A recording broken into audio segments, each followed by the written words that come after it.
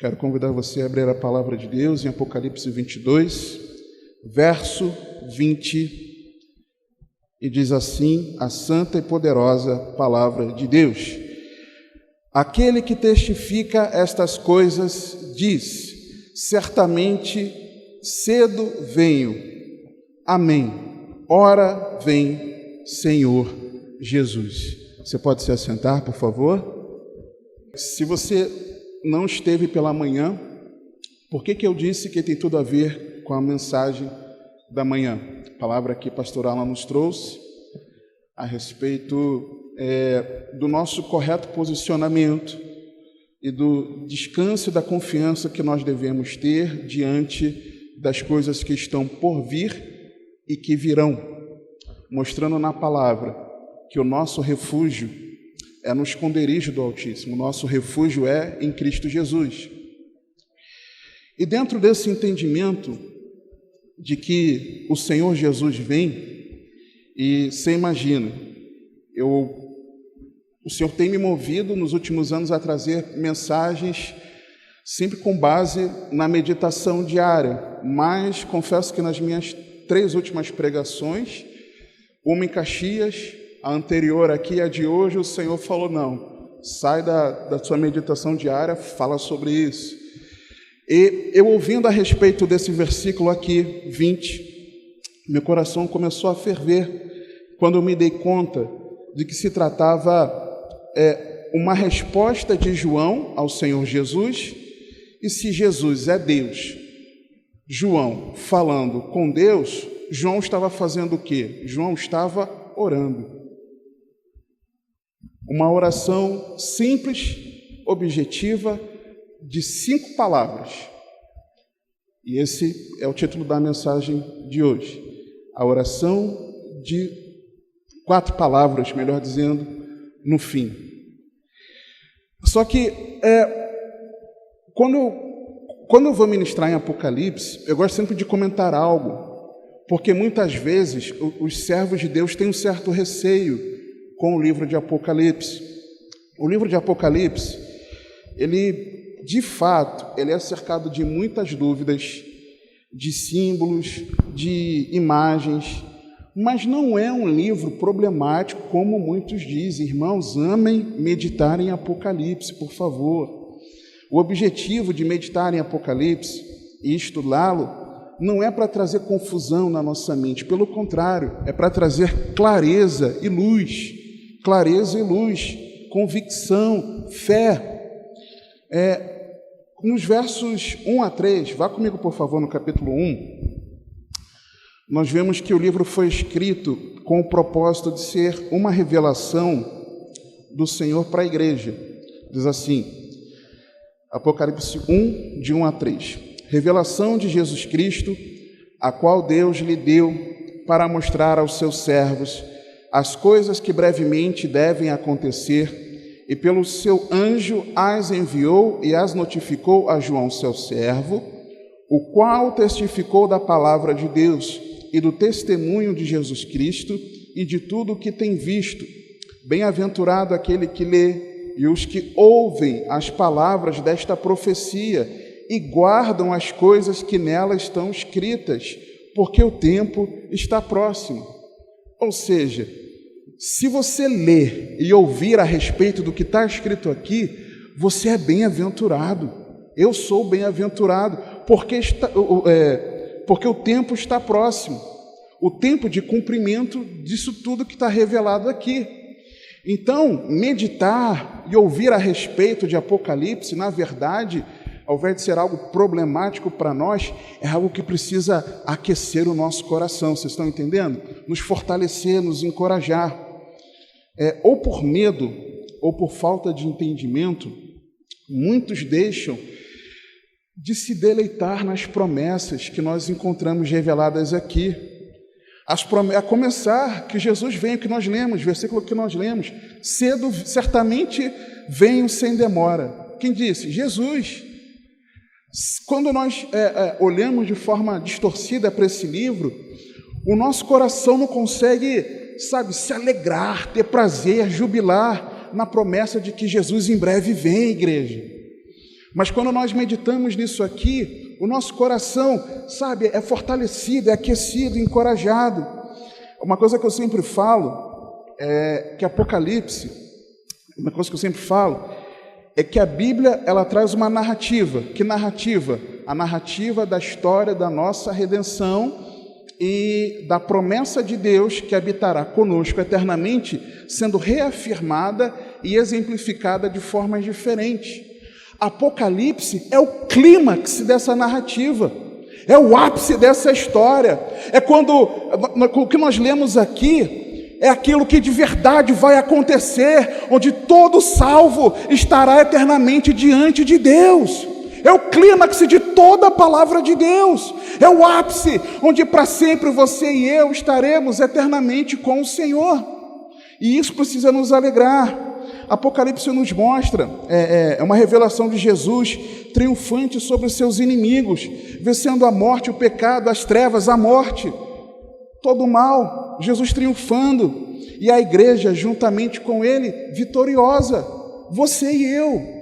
Então é algo para nos aquecer, e esse olhar fortalece a nossa fé, aquece a chama do amor e mantém viva a nossa esperança de que em breve nós encontraremos com Cristo, para sempre nós estarmos com Ele. Jesus, irmãos, Ele está chegando, e é o que Ele revela a João no capítulo 20, 22, o último capítulo da Bíblia, penúltimo versículo. Aquele que testifica estas coisas, diz, quem é esse aquele? No contexto já dá para saber, mas o próprio versículo fala, porque quando João responde, ele diz com quem ele está falando, e ele diz que é o Senhor Jesus. Então é Jesus falando. E aí, irmãos, João faz uma pequena oração de apenas 4 palavras, expressando seu ardente desejo e esperança a respeito dessa promessa de que Jesus fez. Que oração é essa? Ora, vem, Senhor Jesus. Em algumas versões, o ora não aparece.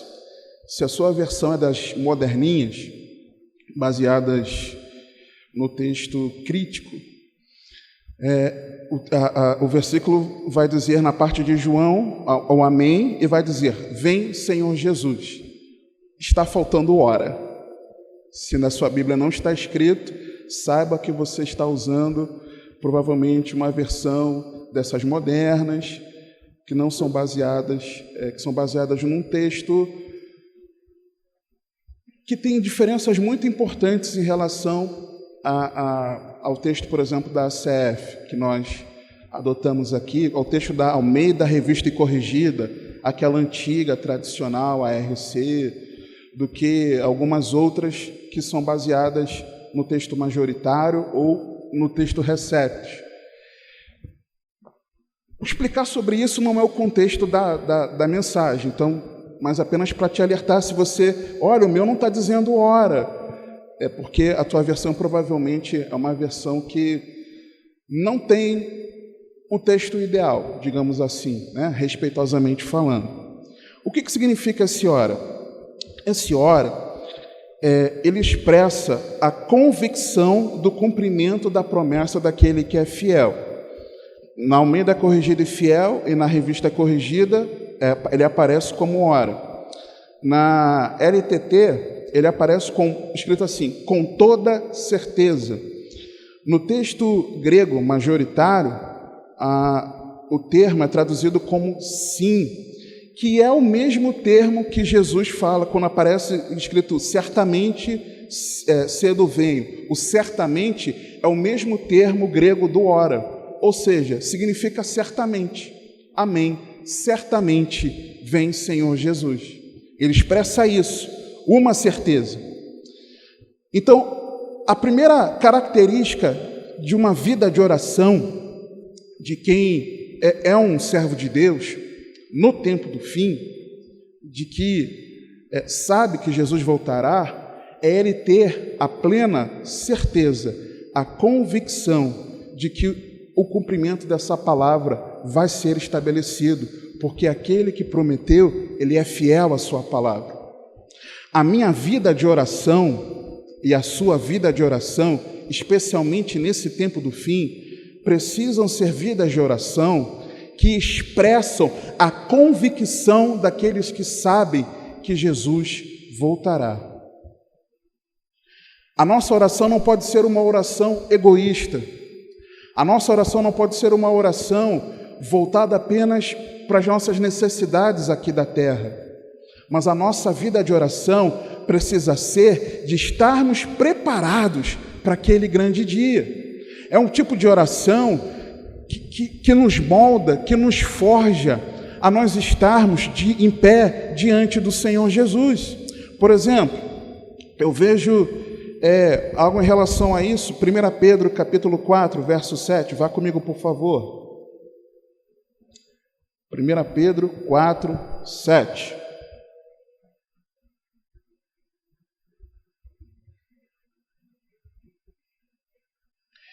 E já está próximo o fim de todas as coisas. Portanto, sede sóbrios e vigiai em oração.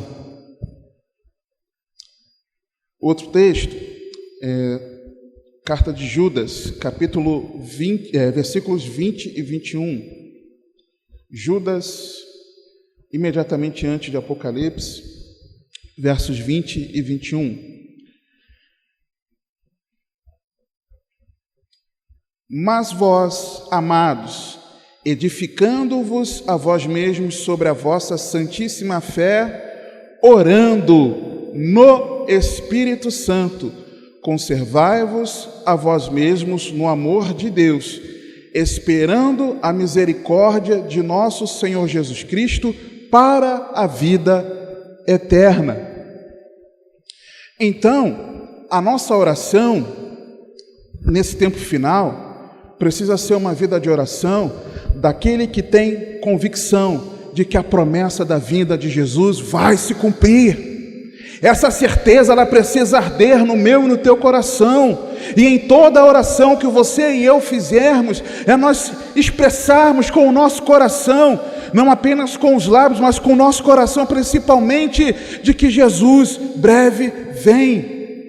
Essa é a primeira característica dessa vida de oração no fim. Segundo, quando ele diz venha, isso aponta para algo que vai acontecer, o que voltará para buscar a sua igreja. Lembra-nos do tempo futuro, da glorificação que todo salvo experimentará. Por que a igreja? Porque quando Jesus retornar, a semelhança do corpo glorioso que ele tem, nós também teremos. Quando Jesus retornar, a promessa de vida eterna, ela vai se cumprir. Quando Jesus retornar, aquilo que nos aflige nessa vida, as enfermidades, os problemas que nós temos, eles vão cessar. Quando nós oramos ao Senhor dessa forma, não apenas com a expressão da conversão, mas a expressão de que o Senhor vem o quanto antes, nós estamos demonstrando para o Senhor que aquilo que nos importa é nós estarmos com Ele para sempre. Essa é uma segunda característica dessa oração. Terceira, quando ele diz Senhor. Ele poderia ter dito apenas Jesus. Ora, vem Jesus. Mas o Espírito Santo fez questão de mover a ele dizer e registrar que o que ele disse, chamando Jesus de Senhor. Não tem como, queridos, termos a expectativa da vinda de Jesus, de nós termos vida eterna, de nós estarmos para sempre com Cristo, se hoje Jesus não for o nosso Senhor. Se no dia de hoje você tem a esperança de vida eterna e você faz a sua vontade e você não faz a vontade de Deus, e você pensa que o que você deveria deve fazer, ela tem que ser cumprida, está errado. Não tem como. Não tem como nós desfrutarmos da vida eterna com Deus, sem hoje, agora, desde já, Ele governar a nossa vida. Não tem como Jesus ser o nosso Senhor na eternidade e Ele não ser o Senhor agora. Não dá para agora você e eu permanecermos na prática do pecado e querermos que lá, quando Ele retornar, Ele seja o nosso Senhor. Ele vai continuar sendo Senhor de quem Ele já é Senhor. Você está entendendo? Esse processo é um processo pelo qual você e eu estamos passando, de santificação, de nós renunciarmos o pecado, de nós não nos acostumarmos com toda a prática que foge à vontade de Deus. Eu sei que existem lutas que nós travamos contra o pecado, mas se nós nos acostumamos e não batalhamos contra ele, se nós ainda não batalhamos até o sangue, como Hebreus nos mostra, tem algo errado, irmãos. Jesus, ele precisa ser o nosso Senhor. A quarta palavra que João usa é Jesus. Jesus, ele define a pessoa com quem ele está falando. Ele define, especifica a pessoa que ele tem certeza que voltará. Ele define, especifica a pessoa que ele sabe que existe um futuro que vem. Ele especifica a pessoa que é o seu Senhor. Jesus. Quem é Jesus? Aquele que havia vindo para o salvar, aquele que veio com o seu precioso sangue resgatar a vida de João. João sabia isso, que para que ele tivesse a expectativa do futuro, vivendo um presente, um passado aconteceu. Jesus precisou morrer naquela cruz. Jesus precisou, no lugar de João, entregar a sua vida, derramar o seu precioso sangue, para que João tivesse essa expectativa. A nossa vida de oração, nesse tempo, ela precisa passar por esses 4 aspectos: da certeza de que do cumprimento da promessa, de que haverá um futuro, de que existe um presente em nós, tendo Jesus como nosso Senhor, e que houve o passado de alguém que morreu na cruz para nos salvar. Só que uma vida de oração, irmãos, ela é tão necessária nas nossas vidas, que nós às vezes nos esquecemos. A oração, ela é algo que faz parte da nossa vida. O crente que não ora com todo carinho, porque eu também passo por essas mesmas dificuldades. Tem algo a desejar na sua vida cristã, na sua caminhada? Eu passo também por dificuldades na vida de oração, queridos. Muitas. A oração faz parte do DNA do cristão. Sem essa fundamental disciplina espiritual, prática espiritual, nós estamos mortos espiritualmente, irmãos. A oração, ela é a arma mais poderosa contra os poderes das trevas. Ela é o meio pela qual Deus age a nosso favor, segundo a sua vontade. Mas principalmente, irmãos, e isso nós esquecemos, ela é o meio que Deus instituiu e escolheu para que nós busquemos aquilo que nós mais precisamos no fim, que é o Espírito Santo. Nós precisamos orar, irmãos. Nós precisamos orar nesse tempo do fim, como nunca antes. A oração, ela é uma comunicação entre o nosso espírito recriado, regenerado, e o Espírito de Deus, o Espírito Santo.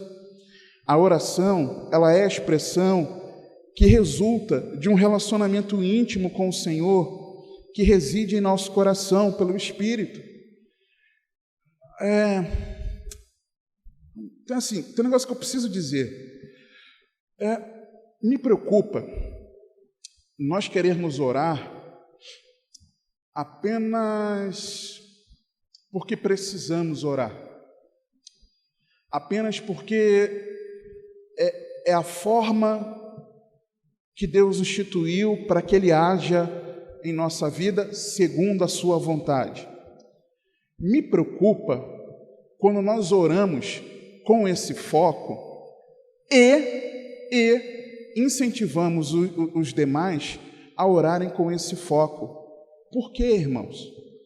Porque mais do que nós termos o favor de Deus sobre a nossa vida, nós precisamos ter o relacionamento, irmãos. Antes de ter a mão poderosa agindo a nosso favor nesses últimos dias, nós precisamos do relacionamento diário. É igual, pensa num filho. É claro que quando isso acontece com o pai estufa logo o peito. Penso eu. Um filho chega para o pai e fala assim: pai, aconteceu algo na minha escola, fulano brigou comigo, disse isso, isso, isso. Geralmente os pais vão instruir os filhos. Mas dependendo, se for alguém que está muito insistente, já conversou com a professora da escola, geralmente os pais vão aparecer lá no colégio para ver o que está acontecendo e por que o filho está apanhando na escola. Por exemplo, o filho, quando o pai chega do lado, o filho fica todo, se achando aí. Vê com meu pai hoje, hein? Quero ver agora. O pai até se alegra de saber que o filho confia nele. Mas o pai não vai se alegrar mais se esse filho for um filho que todo dia tem um relacionamento com ele, do que só para pedir proteção vai falar com o pai. Você, como mãe e como pai, não é assim que você reage? Imagina Deus, irmãos. Então, antes de nós termos uma vida de oração pela necessidade do revestimento de poder, da direção, da graça dele sobre a nossa vida, de nós experimentarmos o sobrenatural, que eu creio que nós vamos experimentar, nós precisamos ter uma vida de oração. Por quê? Porque nós amamos a Deus. É simples assim, irmãos. Se você não tem uma vida de oração, você evidencia que você não ama a Deus. O favor dele em segundo plano, mas em primeiro plano, o relacionamento com Deus. A oração é um encontro do Filho com o Pai Celestial, numa comunhão pessoal, profunda e íntima com Deus em amor, por meio do Espírito Santo. Como então nós orarmos no fim? Como nós termos uma vida de oração que expressa, que evidencia essas 4 características da oração de João, em resposta a Jesus? Eu vejo isso na primeira palavra que João disse, que não é a oração, mas que veio antes da oração. E o que João disse? Amém. Amém. João disse amém para quem? Pelo quê? Verso 20, Apocalipse 22. Aquele que testifica estas coisas diz: certamente cedo venho. Se nós vimos que a resposta de João, e ele cita o Senhor Jesus, quem falou isso foi o Senhor Jesus. E então João diz: amém. Ou seja, ele concordou com o que Jesus disse. E o que Jesus disse, irmãos? E o que Jesus disse? Aquele que testifica estas coisas. O amém expressa a concordância de João com a palavra de Cristo. Expressa a concordância de João com a palavra de Deus. Quando Jesus ele diz: aquele que testifica estas coisas, que coisas que Jesus testifica? Que coisas são essas que Jesus testifica e João concordou para então ele fazer a oração: ora vem, Senhor Jesus. Versos 18 em diante. Porque eu testifico a todo aquele que ouvir as palavras da profecia deste livro, que, se alguém acrescentar a estas coisas, que coisas? As palavras da profecia do livro de Apocalipse. Deus fará vir sobre ele as pragas que estão escritas neste livro. E se alguém tirar quaisquer das palavras do livro desta profecia, Deus tirará a sua parte do livro da vida e da cidade santa e das coisas que estão escritas neste livro. Aí ele diz: aquele que testifica estas coisas. João concordou com o que Jesus disse, que o que está escrito e registrado no livro de Apocalipse é a verdade. Como orar com a expectativa do retorno do Senhor, vivendo como Ele, governando a nossa vida, lembrando que Ele nos salvou naquela cruz, concordando com o que está escrito no livro de Apocalipse. E o que está registrado no livro de Apocalipse? Acompanhe comigo, por favor, porque são motivos de oração que você e eu devemos orar em concordância com a palavra de Deus. Capítulo 1 de Apocalipse. Espírito Santo, eu preciso daquela sua ajuda especial, Senhor. No versículo 4, nós vemos a verdade, e o versículo 5, na parte A, de que Deus, Ele é trino. João, às 7 igrejas que estão na Ásia: graça e paz seja convosco da parte daquele que é, e que era, e que há de vir. E dados 7 espíritos que estão diante do seu trono, e da parte de Jesus Cristo, que é a fiel testemunha. Aqui nesses versos, nós encontramos uma referência àquele que é o Pai, àquele que é o Espírito, representado pelos 7 Espíritos, e o Senhor Jesus Cristo, a fiel testemunha desse que está sendo registrado aqui.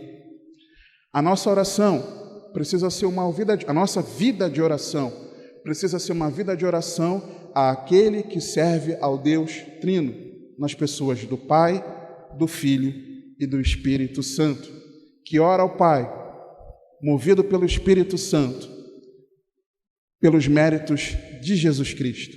Essa precisa ser a nossa vida de oração. Depois, no verso 4, na parte, eu vou chamar de parte D do versículo 4, é quando o texto diz assim, dos 7 espíritos que estão diante do seu trono,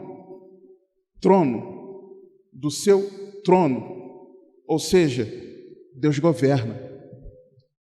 A nossa oração precisa ser daqueles que têm a consciência de que quem está assentado no trono é o Deus Todo-Poderoso. A nossa vida de oração, a nossa certeza, o nosso descanso, a nossa confiança, é nós sabermos que aquele a quem nós dirigimos a nossa oração é aquele que governa o universo. E se Ele governa o universo, Ele governa toda e qualquer circunstância adversa na minha e na tua vida. Essa precisa ser a nossa oração, de sabermos que Deus governa todas as coisas. Como Jéssica orava aqui, o que é o câncer terminal para o Senhor? O que é isso? O que é aquilo? O que é aquilo? Ao Deus que é todo poderoso. O que é o problema no seu casamento, na sua família, com os seus filhos? A enfermidade que você está passando, o desemprego, o aperto financeiro, a depressão. O que é isso diante do Deus que está assentado no trono do universo? A nossa vida de oração no tempo do fim precisa ser assim, confiando no Deus que governa o universo. Deus está no trono, não esqueça disso. Deus está no trono. A nossa oração precisa ser essa. Depois, verso 5, eu vou chamar de parte E, das minhas divisões doidas aqui, irmãos. quando o texto diz assim: aquele que nos amou. Irmãos, a nossa oração precisa ser daqueles que sabem que Deus amou o mundo de tal maneira que deu o seu Filho unigênito, para que todo aquele que nele crê não pereça, mas tenha vida eterna. A nossa oração a Deus é saber que nós somos alvos da misericórdia e da graça de Deus, é nós sabermos que o amor de Deus se manifestou, enviando Cristo Jesus a morrer por nós naquele madeiro, o justo por nós, culpados em pecado, mas provando o seu amor. A nossa oração precisa ser daqueles que reconhecem que Deus nos amou primeiro, e é por isso que nós podemos amá-lo. É porque Deus tomou a iniciativa de vir a nós, de reconciliar-se consigo mesmo naquela cruz. É que você e eu podemos nos achegar a Deus. É porque Ele me ama, é porque Ele te ama. Você pode ter a tua vida de oração, você pode se achegar a Deus, porque Ele te amou e Ele provou o seu amor em Cristo Jesus. A nossa oração precisa, a nossa vida de oração precisa ser assim nesse tempo do fim, irmãos. Na parte F do versículo 5, vai chamar assim, o texto diz: e em seu sangue nos lavou dos nossos pecados. A nossa oração precisa ser em saber que Jesus, Ele pagou o precioso preço pelo derramar do seu sangue, para que você e eu tivéssemos perdão dos nossos pecados. Se Jesus morreu, verteu seu sangue precioso para perdão dos nossos pecados, irmãos, como nós podemos permanecer no pecado, queridos? Como nós desprezarmos que a salvação ela é de graça para mim e para você, mas ela custou o sangue do Filho de Deus. Ele nos lavou, e detalhe, e em seu sangue nos lavou. Não é em seu sangue, deu um jeitinho, tirou a poeira de nós, não, nos lavou dos nossos pecados. Não há pecado, tirando a blasfêmia contra o Espírito Santo, que não seja perdoado. A nossa vida de oração precisa ser, irmãos, resolver aquilo que eu chamo, uma vez eu preguei sobre isso lá em Duque de Caxias, se eu não me engano, a prioridade da oração, da vida de oração, que é nós resolvermos o problema do perdão. Essa é a nossa prioridade. Não há pecado, tirando a blasfêmia contra o Espírito Santo, que Jesus não possa perdoar. Não há pecado de que o sangue de Jesus não te lave. Você não precisa continuar sendo acusado pelas trevas, pelo seu pecado. Mas se você é arrependido de todo o coração, você clamar a Jesus pelos méritos dele, pelos méritos daquilo que ele fez na cruz do Calvário, o seu pecado será perdoado. E ponto final. Nós podemos e devemos nos achegar a Deus numa vida diária de oração, clamando ao Senhor perdão dos nossos pecados. Ah, mas eu não sou perfeito e às vezes eu tropeço e peco. Eu também, irmãos, eu também. Mas o que eu faço? Eu recorro aos méritos de Cristo, aquele que com seu precioso sangue me lavou de todos os meus pecados. Então a nossa vida de oração nesse tempo do fim precisa ser uma vida de oração daquele que se arrepende dos seus pecados e que quando peca, confessa ao Senhor e os deixa, e sabe que em Jesus Cristo há perdão. Não se sinta acusado pelas trevas, mas em nome de Jesus, arrependa-se, clame pelo poderoso perdão que há em Jesus Cristo. Não por você estar aqui hoje, não por você participar da ceia do Senhor daqui a pouco, mas porque Jesus morreu na cruz para trazer perdão para os seus pecados. A nossa vida de oração precisa ser assim, nesse tempo do fim. Versículo 17, capítulo 1 ainda.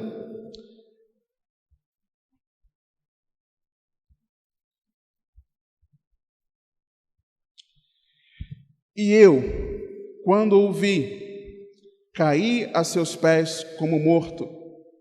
E ele pôs sobre mim a sua destra, dizendo: não temas, eu sou o primeiro e o último, e o que vivo e fui morto, mas eis, aqui estou vivo para todo sempre. Amém. E tenho as chaves da morte e do inferno. Nós precisamos orar nesse tempo com a convicção de que Jesus não apenas morreu para trazer perdão para os nossos pecados, mas que Jesus ressuscitou, Ele está vivo, como prova de que os nossos pecados são justificados em Jesus, tornados sem culpas, e mais do que isso, porque Ele vive para sempre, nele também nós viveremos. A nossa oração precisa ser daqueles que confiam que Jesus de verdade vive eternamente. Precisa ser a oração daquele que sabe que Jesus não está morto, preso no madeiro, e nem que está sepultado no sepulcro, mas daqueles que têm a convicção de que ao terceiro dia Jesus ressuscitou e vivo está para sempre. E porque Ele vive, você e eu podemos crer no amanhã. E porque Ele vive, Ele virá buscar a sua igreja. A nossa vida de oração precisa, nesse tempo do fim, ser uma vida de oração daquele que sabe que Jesus vive para sempre. Essa é a razão da nossa fé. Se nós não cremos de verdade que Jesus ressuscitou, é vã a nossa fé e somos mais miseráveis dos homens. Jesus vive, amados. Versículo 20. É a oração também daquele que sabe que Jesus é o Senhor da igreja. Versículo 20. O mistério das 7 estrelas que viste na minha destra e dos 7 castiçais de ouro. As 7 estrelas são os anjos das 7 igrejas, e os 7 castiçais que viste são as 7 igrejas. Então, peraí. As 7 estrelas que viste na minha mão direita, na minha destra, e os 7 castiçais de ouro. Onde João viu isso? Volta alguns versículos, verso 12. E virei-me para ver a voz que falava comigo, e virando-me, vi 7 castiçais de ouro, e no meio dos 7 castiçais, um semelhante ao Filho do Homem, vestido até aos pés de uma roupa comprida, e cingido pelos peitos com um cinto de ouro. O que João viu aqui? João viu os pastores das igrejas nas mãos de Jesus, e Jesus passeando no meio da sua igreja. Jesus, Ele é o Senhor da igreja. Jesus é aquele que governa essa igreja. Jesus é aquele que governa toda e qualquer igreja de fato cristã. Jesus tem o governo, Jesus tem o controle, Jesus manda. Jesus, Ele governa, Ele é o Senhor da igreja. E Ele tem a cada um daqueles que são seus pastores nas suas mãos. E é por isso que eu vejo que nas cartas pastorais Paulo escreve: graça, paz e misericórdia aos pastores. Porque nós estamos nas mãos do Senhor. Pastor, você está nas mãos do Senhor, descansa teu coração, amado. Jesus é aquele que é o Senhor da igreja. Jesus é aquele que governa. Jesus é aquele que tem o controle das nossas vidas aqui, irmãos. Nós podemos descansar e orar nesse sentido. Nós podemos orar e devemos orar em saber que Jesus é o que conduz a sua igreja por meio da sua palavra. Todas as cartas aqui, as igrejas, elas têm algumas características. Dentre elas, é de Jesus dizer o seguinte, verso 14, capítulo 3. E ao anjo da igreja, aí ele diz o nome da igreja, escreve. E diz assim o versículo 14. E ao anjo da igreja de Laodiceia escreve: isto diz o Amém, a testemunha fiel e verdadeira, o princípio da criação de Deus. Vamos parar aí no verso 14. Ou seja, para cada uma daquelas 7 igrejas, Jesus deu uma instrução. E sempre quando ele começava, ele disse a João: escreve ao anjo da igreja tal. Escreve. Por quê, irmãos? Porque a maneira de Jesus conduzir a sua igreja é pela sua palavra. É pela palavra que ele conduz a igreja. Pastor Alan costuma dizer que a pregação, ele fala com os pastores, é o leme da igreja. Porque é a maneira pela qual Jesus conduz a igreja, por meio da sua palavra. Então a nossa vida de oração, ela precisa ser assim, que as palavras que são trazidas aqui sejam palavras vindas do Espírito Santo, que seja a palavra de Deus. Não só dos pastores, porque todos aqueles que pregam aqui, por exemplo, eu não prego aqui por mim mesmo, eu prego aqui na autoridade do pastor da igreja que me enviou para pregar aqui. Quando qualquer um dos irmãos prega aqui, prega debaixo da autoridade do anjo da igreja que o enviou a pregar aqui. Então, quando nós orarmos, nós precisamos orar para que as pregações continuem nos dirigindo a igreja. E se você faz parte da igreja, é dirigindo a sua vida, crente. É você sendo obediente, praticante. Eu sendo praticante e obediente. Porque Jesus conduz a sua igreja por meio da palavra. Versículos 15 a 18. Uma outra característica, maneira de nós orarmos, é nós orarmos sabendo que Jesus é quem tem a correta avaliação sobre nós. Isso está exemplificado em todas as cartas e não é diferente na 7ª carta aqui, à igreja de Laodiceia, que representa o último período da igreja na terra. Nós. Diz assim, versículo 15 em diante: conheço as tuas obras, que nem és frio nem quente. Quem dera foras frio ou quente. Assim, porque és morno e não és frio nem quente, vomitar-te-ei da minha boca.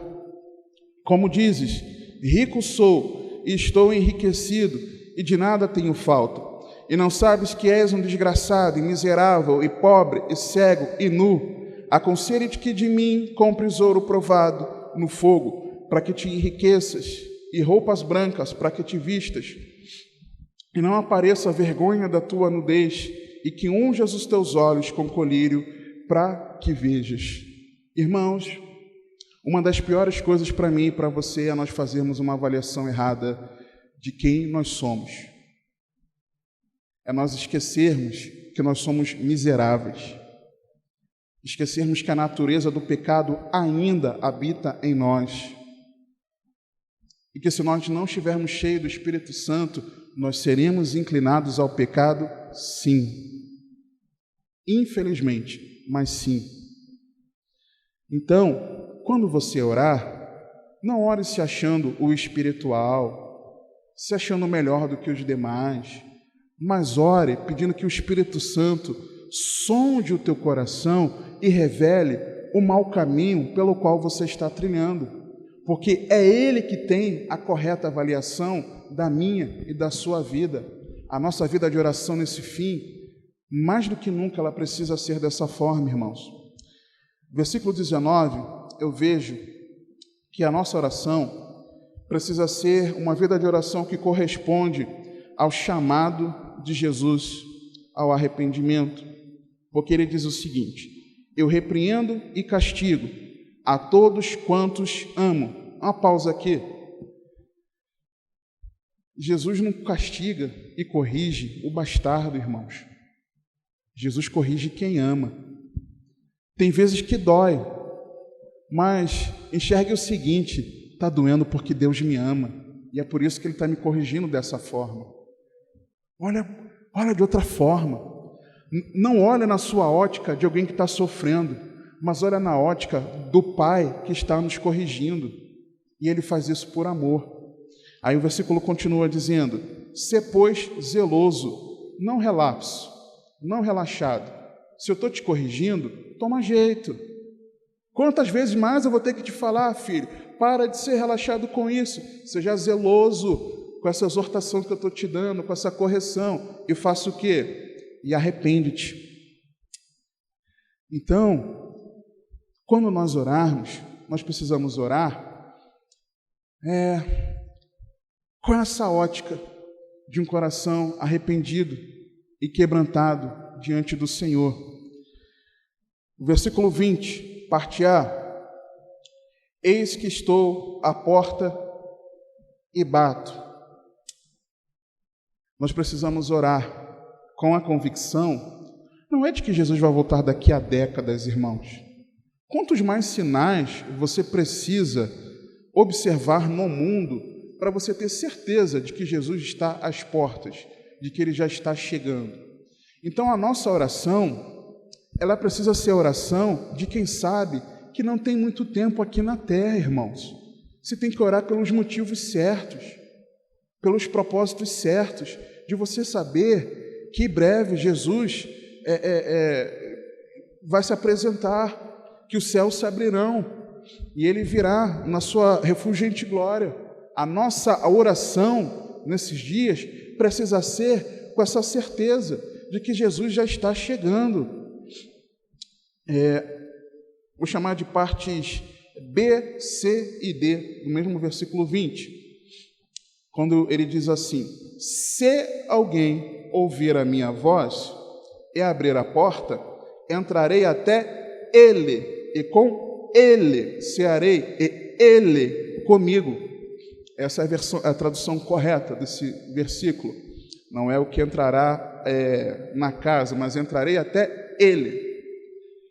Ou seja, se alguém, um indivíduo, ouvir a minha voz e esse indivíduo abrir a porta, eu entrarei até esse indivíduo e eu cearei com esse indivíduo e esse indivíduo comigo. Ou seja, a salvação é individual, é pessoal. Nós devemos sofrer as dores em oração, intercedendo por aquele que ainda não está em Cristo. Mas nós só podemos orar, dar o exemplo e pregarmos o Evangelho. Nada mais. A decisão é pessoal. Eu não posso salvar nem a mim mesmo, que dirá a minha família, que dirá os meus parentes que eu sei que não estão em Cristo. Não tem como. Eu posso orar, dar bom testemunho e pregar o Evangelho. Nada mais. É o que eu posso fazer. E se a salvação ela é individual, ela é pessoal, você precisa tomar um posicionamento diante do Senhor. Você precisa ouvir a voz do Espírito Santo te chamando e abrir o teu coração para que Jesus entre no seu coração. Você não pode ir na cola do seu familiar. Eu não posso ir na cola da minha esposa. A minha esposa não pode ir na minha cola. A minha filha não pode ir na nossa cola. Mas nós, todos nós, individualmente, precisamos ter uma vida pessoal, um relacionamento pessoal com Jesus Cristo. Isso precisa estar na nossa vida de oração.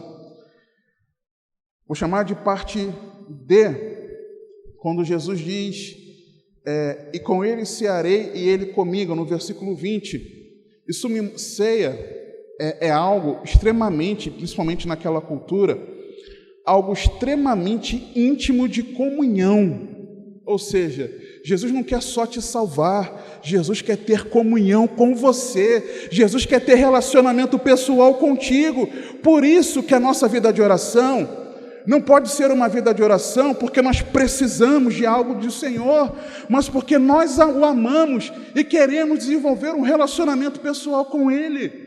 A nossa vida de oração precisa ser assim também. O versículo 21, a nossa vida de oração precisa ser daqueles que clamam pela misericórdia do Senhor, sabendo que é preciso perseverar até o fim, porque o versículo 21 nos diz assim: ao que vencer, lhe concederei que se assente comigo no meu trono, assim como eu venci e me assentei com meu Pai no seu trono. Ao que vencer. Ou seja, vai ter quem vai perder. Se haverá o vencedor, haverá também o perdedor. É simples assim. Ou seja, nem todo que está na igreja será salvo. Mas ao que vencer, é preciso que você e eu perseveremos até o fim. Nós precisamos ter uma vida de oração, clamando para que Deus nos ajude, nos fortaleça a nós perseverarmos até o fim. Espírito Santo, me ajuda. Capítulo 4, verso 8. Nós vemos outra coisa aqui, é de que Deus, Ele é santo, santo, santo. E os 4 animais tinham cada um de per si 6 asas, e ao redor e por dentro estavam cheios de olhos, e não descansam nem de dia nem de noite, dizendo: Santo, santo, santo é o Senhor Deus, o Todo-Poderoso, que era e que é e que há de vir. A nossa oração precisa ser uma oração reverente, irmãos. Reverente. Eu não quero nem falar do nosso momento de oração aqui antes do culto, para eu continuar guardando no meu coração. Porque quando não há falta de reverência ali atrás, parece que aqui é um ambiente, lá fora é outro. Eu não consigo entender. Mas, fecha parênteses, a nossa vida de oração precisa ser a de que Deus é santo, santo, santo. Reverência, irmãos. Nós não podemos chegar a Deus de qualquer forma. Deus, Ele é santo. Tem a forma de se achegar a Deus. E nós, muitas vezes, eu já errei muitas vezes nisso. De uma forma de nos achegarmos a Deus em oração. Outra, versos 9 a 11. E quando os animais davam glória e honra e ações de graças ao que estava sentado sobre o trono, em que vive para todo sempre, os 24 anciãos prostravam-se diante do que estava sentado sobre o trono e adoraram o que vive para todo sempre, e lançavam as suas coroas diante do trono, dizendo: Digno és, Senhor, de receber glória e honra e poder, porque tu criaste todas as coisas e por tua vontade são e foram criadas. A nossa vida de oração precisa ser aquela que sabe que Deus é digno de louvor. Ou seja, na nossa vida de oração, se achegue diante de Deus, louvando a Ele, elogiando ao Senhor, declarando quem Ele é, declarando seus poderosos feitos. Não chega pedindo, não. Chega exaltando ao Senhor, louvando a Ele, que é digno de toda a honra, glória e louvor. Muda a sua oração. Eu preciso ajustar e permanecer ali, sabe, nesse trilho na oração, nos achegarmos a Deus em oração, reconhecendo quem Ele é, exaltando o seu nome. Outra, capítulo 5, versos 9 a 14, nós vemos que Jesus também é digno de louvor. Diz assim: E cantavam um novo cântico, dizendo: Digno és de tomar o livro e de abrir os seus selos, porque foste morto, e com o teu sangue nos compraste para Deus, de toda tribo e língua e povo e nação. E para o nosso Deus nos fizeste reis e sacerdotes, e reinaremos sobre a terra. E olhei e ouvi a voz de muitos anjos ao redor do trono, e dos animais e dos anciãos, e era o número deles milhões de milhões e milhares de milhares, que com grande voz diziam: Digno é o Cordeiro que foi morto de receber o poder e riquezas e sabedoria e força e honra e glória e ações de graças. E ouvi a toda criatura que está no céu e na terra e debaixo da terra e que estão no mar, e a todas as coisas que neles há, dizendo: Ao que está assentado sobre o trono e ao Cordeiro sejam dadas ações de graças e honra e glória e poder para todo sempre. E os 4 seres diziam: Amém. e os 24 anciãos prostraram-se e adoraram ao que vive para todos sempre. Na sua oração, na sua vida de oração, lembre-se que Jesus é digno de todo o louvor, porque Ele nos comprou com seu precioso sangue para Deus. Não esqueça de exaltar ao Senhor por aquilo que Ele fez por nós. E encerrando, muitas coisas ainda a falar sobre Apocalipse, mas encerrando, capítulo 5, verso 8, acompanhe que diz comigo a palavra de Deus. Ore com a certeza de que as suas orações, elas chegam diante do trono de Deus, chegam aos céus. E havendo tomado o livro, os 4 seres e os 24 anciãos prostraram-se diante do Cordeiro, tendo todos eles harpas e salvas de ouro, cheias de incenso, que são as orações dos santos. Capítulo 8, versículos 3 e 4 também. E veio outro anjo e pôs-se junto ao altar, tendo um incensário de ouro, e foi-lhe dado muito incenso para o pôr com as orações de todos os santos sobre o altar de ouro que está diante do trono. E a fumaça do incenso subiu com as orações dos santos, desde a mão do anjo até diante de Deus. Muitos outros ensinamentos que nós podemos colocar em oração, na nossa vida de oração, mas estes bastam por aqui. Que nós façamos como João, Apocalipse 22, 20, em concordância com o que Jesus testificou, o que está escrito e registrado nesse livro, muito mais coisas: novos céus, nova terra, salvação eterna, condenação eterna, juízo final, Satanás vencido eternamente, a ira de Deus sendo derramada, a grande tribulação, muitos mais ensinamentos. Em concordância com tudo isso, e ele orou dizendo: ora, vem, Senhor Jesus. Ore, tenha uma fervorosa vida de oração, convicto de que Jesus breve vem, em nome de Jesus. Quero orar com você. Se coloque de pé, por favor. Curve a sua cabeça.